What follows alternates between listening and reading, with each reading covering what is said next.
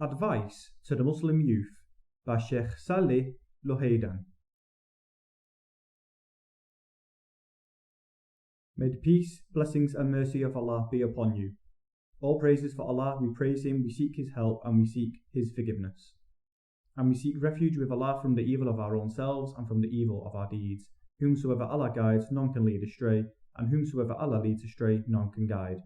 And I bear witness that none has the right to be worshipped except Allah alone, He has no partner. And I bear witness that Muhammad is His slave, His Khalil and His messenger. O Allah, I send prayers upon him and upon his family, his companions, and all those who follow their guidance, and adhere to their way until the day of judgment.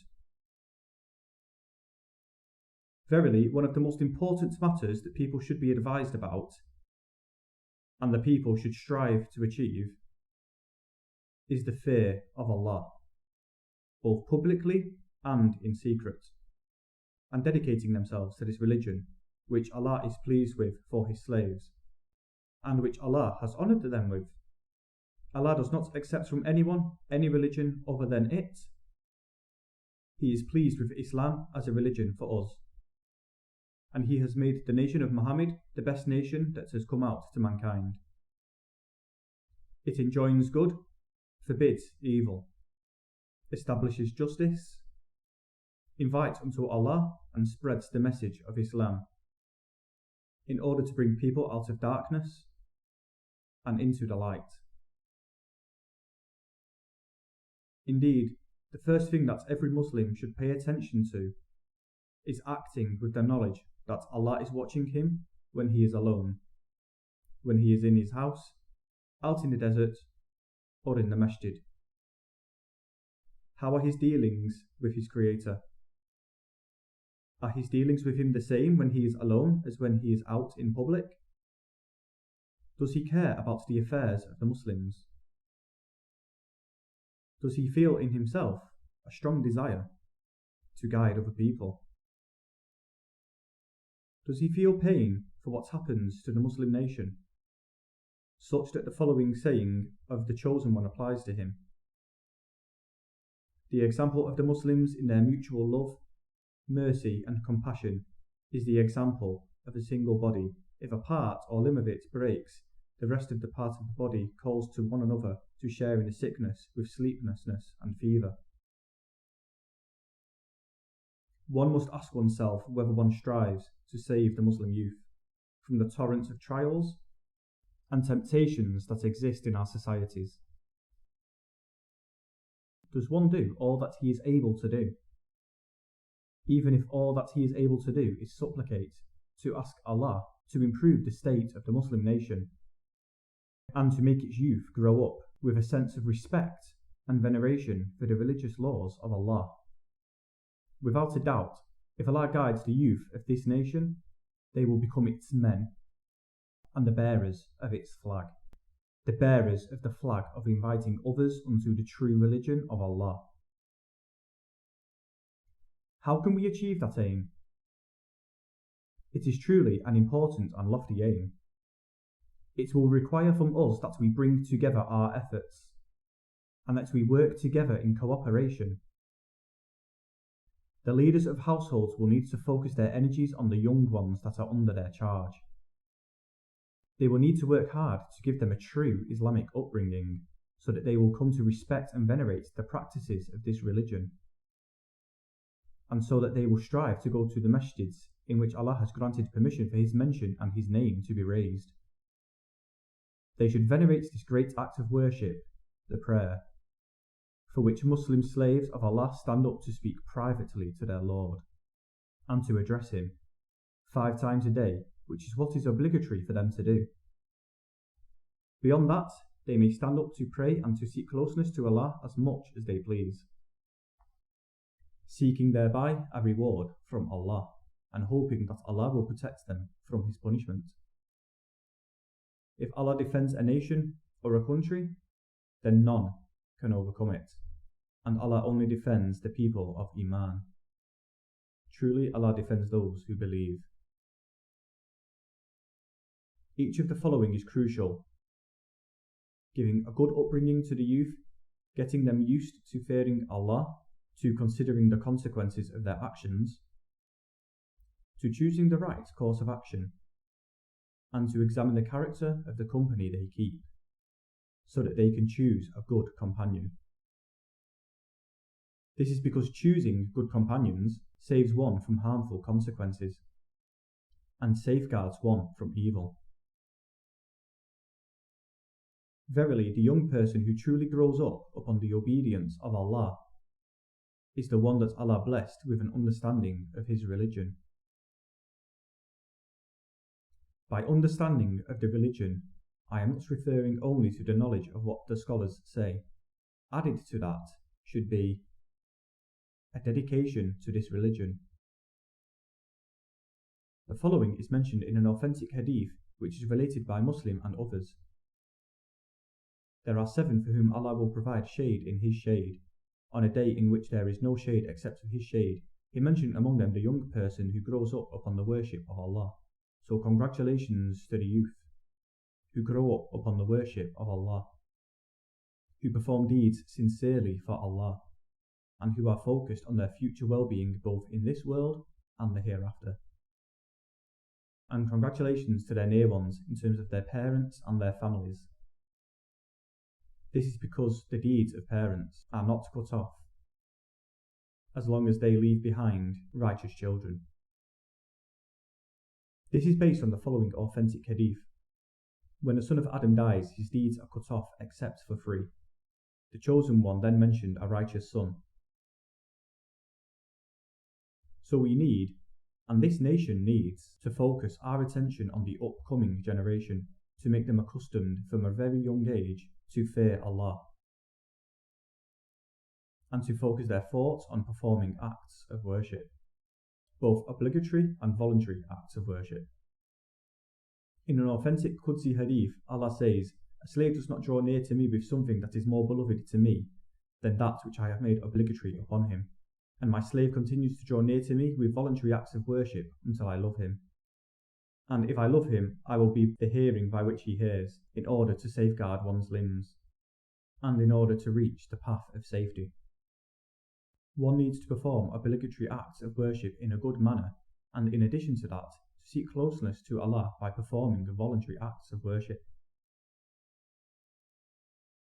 From the various kinds of worship that one can perform, without a doubt, among the greatest physical acts of worship are the 5 daily prayers. If one safeguards them and performs them consistently, there will be light, safety, and a proof for him, and he will have from Allah a guarantee to admit him into paradise. The youth should grow up being attached to the masjids and striving to perform obligatory prayers in them. And upon completing those prayers, they should use masjids to gain closeness to Allah by reciting in them the Quran. My advice to the guardians of our youth is to work hard on them, to watch over them, and to get to know their companions, in order to prevent our youth from keeping company with those who would misguide them. If they keep company with such people, their hearts will become filled with love for the misguidance that they are upon. As a consequence, it is hard to remove that misguidance from their hearts. This is because when a heart is filled with goodness, it wards off evil with the permission of Allah. But if it is filled with evil, goodness will not find an easy path into it. There is a great responsibility upon parents. The chief of mankind said, "Every single newborn is born upon fitrah. It is then his parents who make him a Jew, a Christian, or a Magian." Parents must work hard on their children.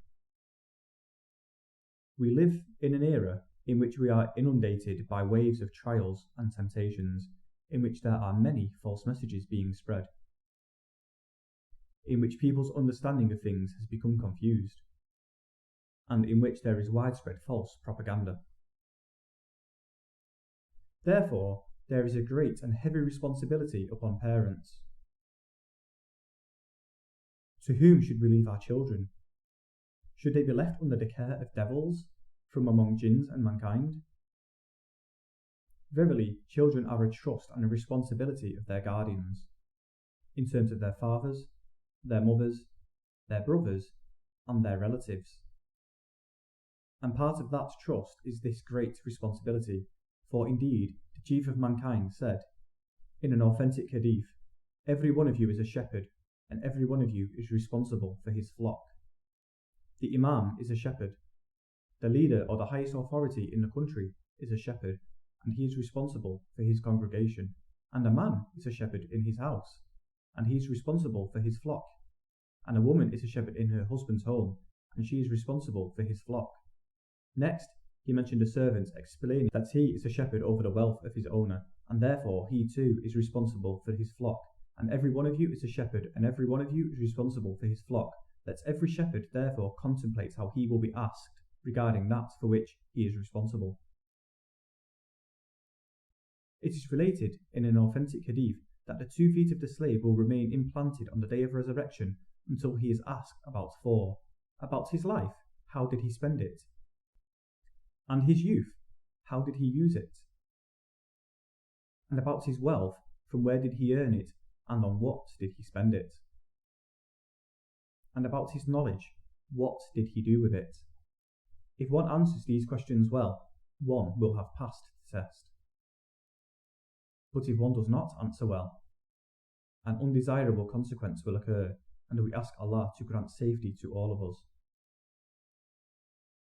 Next, I advise our youth, from their early stages of discernment, and from the time they reach the age of puberty, in their places of study and work, to strive to act with the knowledge that Allah is watching them, to know that there is no safety for them from the worries, problems, and temptations of this world, except through seeking a close link with Allah, placing their trust upon Him, and believing with certainty that He sees everything they do, and that nothing from what we do is hidden from Him. We are all the same to Him, both those among us who act in secret and those among us who act out in the open. His knowledge encompasses all things, so if a young person is alone in any given place, and if he thinks about doing something, or not doing something, he should remember that Allah is watching him and is fully aware of what he does. It is related that one of the scholars of grammar, Thalab, wanted to meet Imam Ahmed ibn Hanbal. That is because Thalab was from the Shaybani tribe, and Imam Ahmed was also from the Shaybani tribe. He entered upon him and said, "What are you looking at?" Or in other words, "What are you studying?" He said, "Arabic," or Arabic grammar. Ahmed then recited to him the saying of the poet, "If any day you are alone in a house, then do not say you are alone, but say you have a watcher over you. And do not think that Allah is heedless for even an hour, nor that anything at all is hidden from Him." So when a young person is alone, he should think about his future in this world and the hereafter. He should think about his relationships with his family and relatives. He should think about those he learns with, those he learns from, and those he teaches. Then he should strive to have taqwa, or piety, accompany all of his dealings with them. For indeed, if one fears Allah, then Allah will make a way out for him from every difficulty. Our youth should strive to be among those whom Allah is amazed with. For it is related in a narration that Allah is amazed with the young person who does not go through a period of juvenile behaviour. This means a young person who does not have any inclination toward performing unlawful or disliked acts. This is because we live in a very dangerous era. All kinds of ideas are broadcasted to people, whether they like it or not. Such ideas are broadcasted to them in their homes, in their roads, and in many parts of society. Therefore, each one of us needs to fortify himself. But with what? With faith in Allah, and then with what we have been guided to from the noble Quran and from the noble Sunnah of the Prophet sallallahu alaihi wasallam. For indeed, in the book and the Sunnah, there is safety for the one who strives to adhere to them.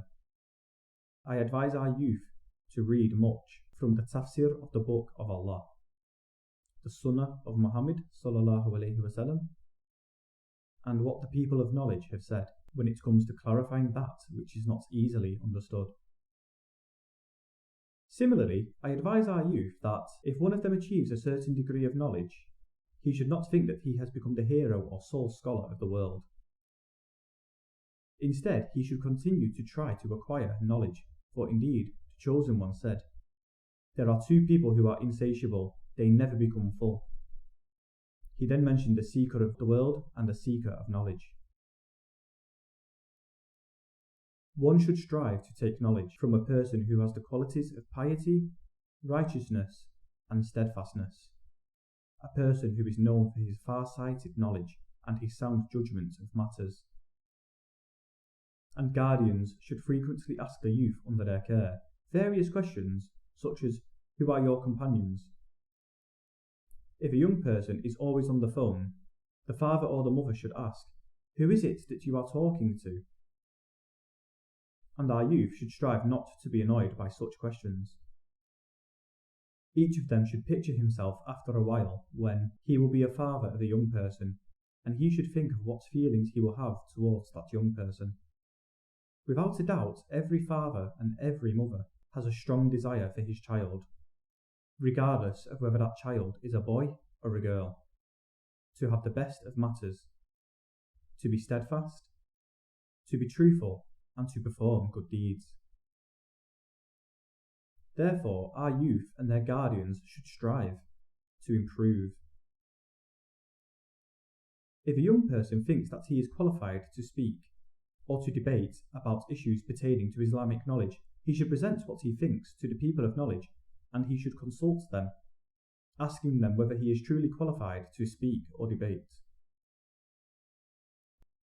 In regards to our scholars among our pious predecessors, one of them would not put himself forward to speak or to issue rulings until a number of scholars bore witness that he was qualified to do so. This was despite the fact that the trials and temptations of their times were not as abundant or varied as they are during our times. And there did not exist the media that people today watch, listen to, and read. My advice to young people is to be careful. Be careful in choosing a companion.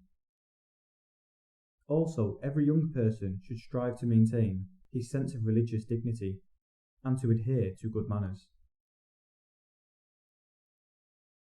Also, one should strive to be modest, both with Allah and His created beings.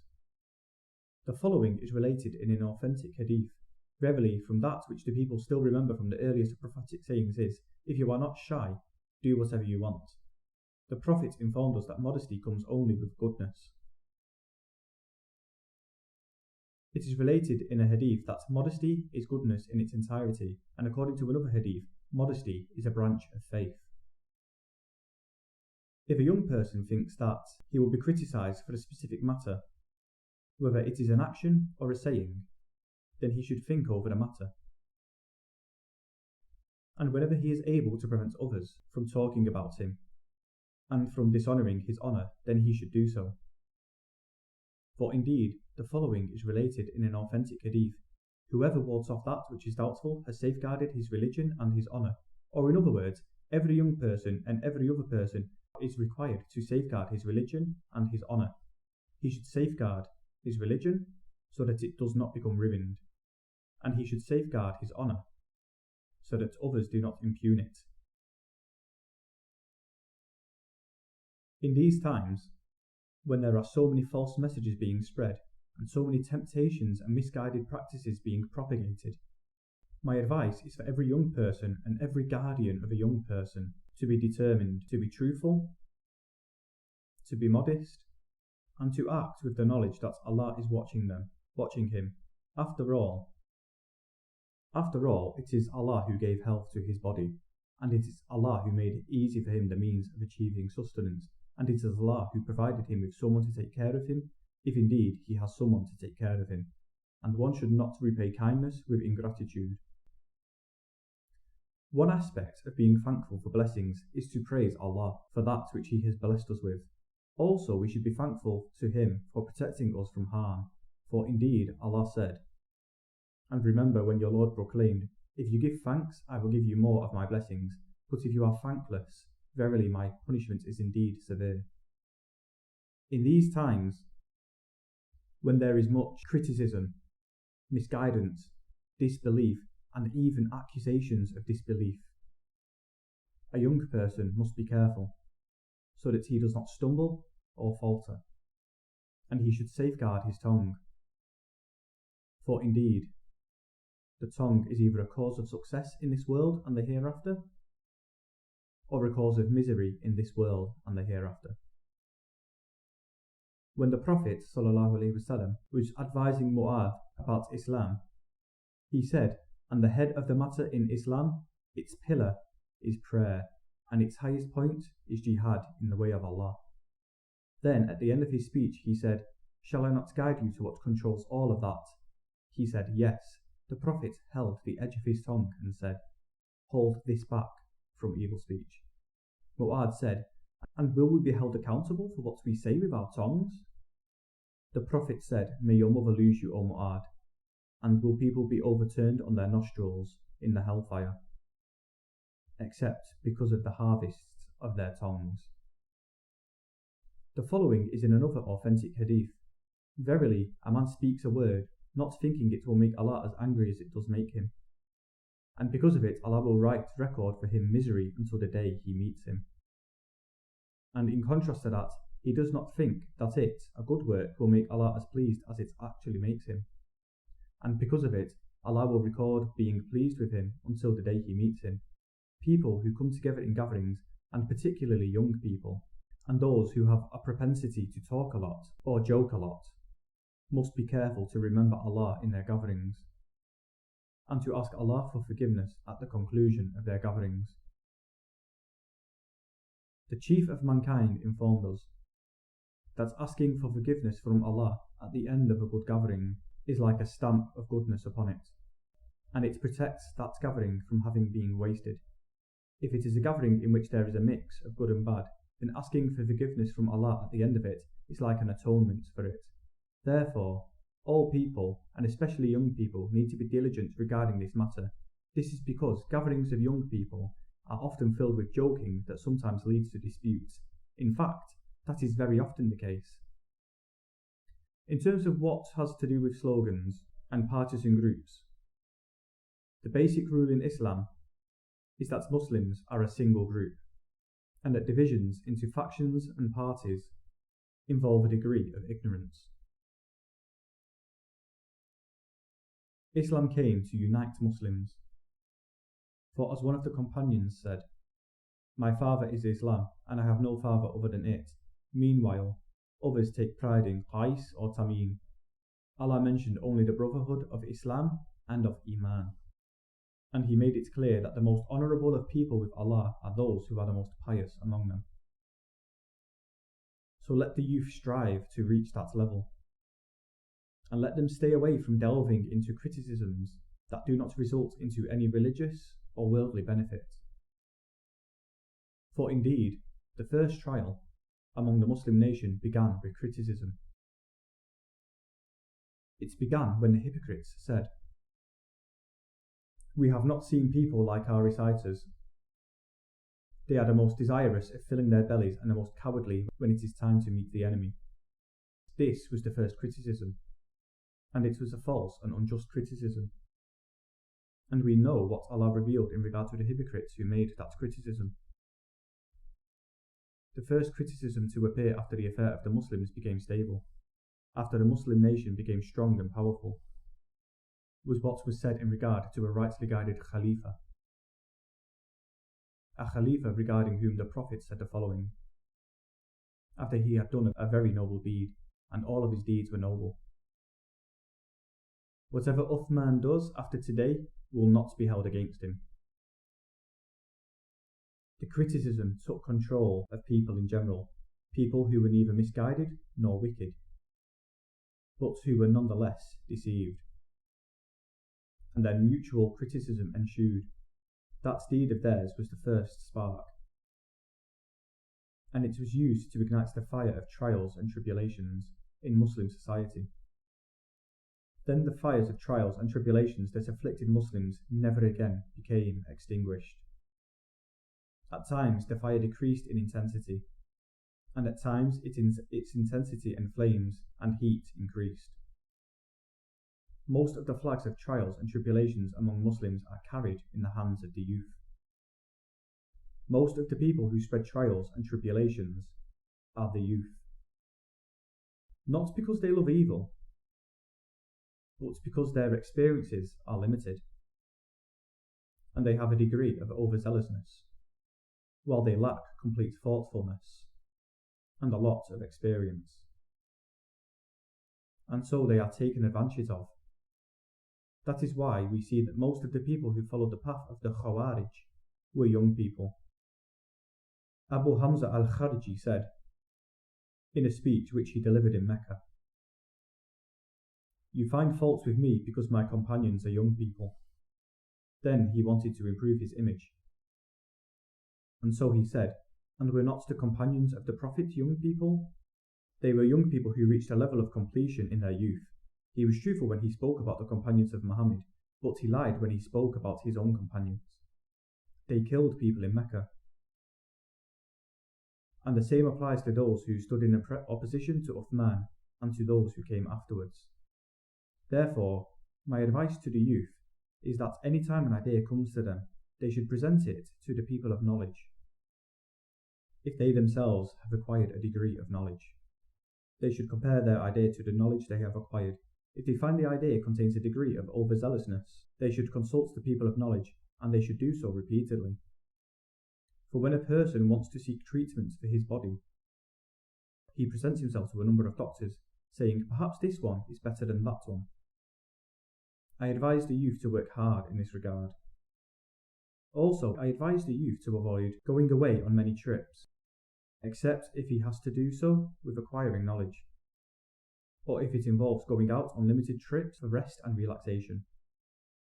And while on those trips, one should avoid gossiping and attacking the honour of Allah's slaves, especially when it comes to our leaders.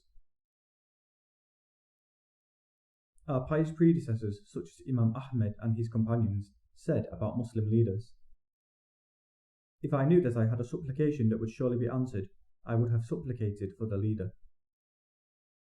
Even if a person sees something that he dislikes from them, he should not spread it. Instead, he should pray for their uprightness and guidance, and for Allah to guide them is to bring honour to this religion. If one is able to advise them, then he should do so. But if one is not able to personally advise them, then one should supplicate for them, for that is something that one can do without anybody watching him. Allah said, "And your Lord said, 'Invoke me, I will respond to your invocation.'" When one of our pious predecessors said, "If I knew that I had a supplication that would surely be answered," he did not then say, "I would supplicate for myself." Instead, he said that he would supplicate for those who, if they became upright, would have the ability to have a great impact on improving the state of our nation. My advice to the youth is that they should strive not to associate themselves to the various existing groups, parties and factions. For indeed, the best members of this nation were the companions, then the Tabi'un, and then the generation that came after the Tabi'un. The chosen one bore witness to those generations, as is mentioned in the hadith of Imran ibn Hussein and Abdullah ibn Masud. May Allah be pleased with them. According to the hadith of Imran, the best of people are the ones from the generation among whom I have been sent, then those who came after them, and then those who come after them. Imran said, "I do not know whether after mentioning his generation he mentioned 2 generations or 3. He then said, "Then will come a people who will deceive and who cannot be trusted. They will bear witness without being asked to do so. The testimony of one of them will precede his oath, and his oath will precede his testimony."